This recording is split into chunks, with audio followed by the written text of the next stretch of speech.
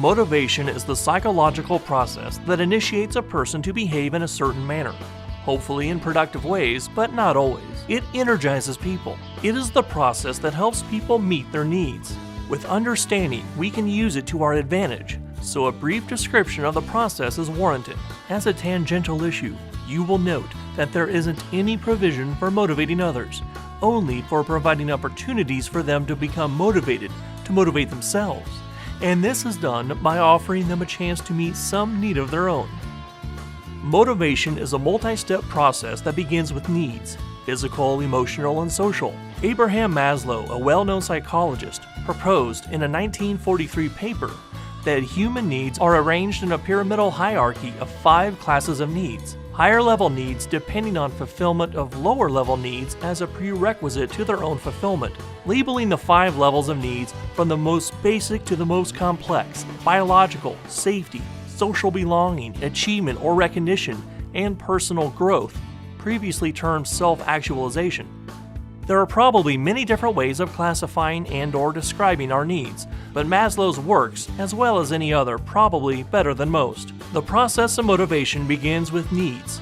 At the first stage, when a need is unmet, a person begins to experience a subtle sense of discomfort, at first below awareness, but the longer the need goes unmet, the more discomfort is experienced until it forces itself into conscious awareness.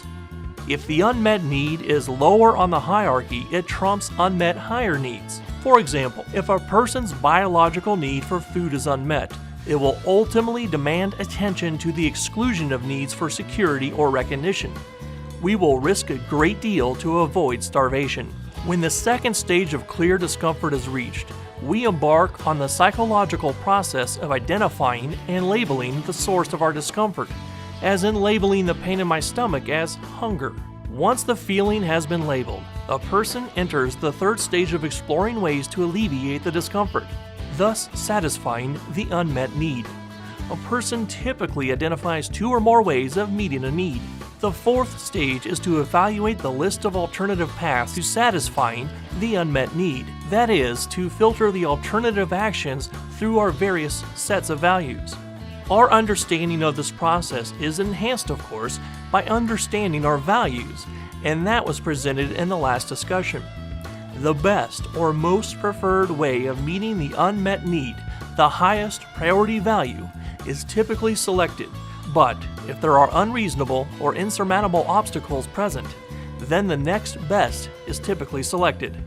The fifth and final stage is to finally act or behave in a way that will actually satisfy our unmet need.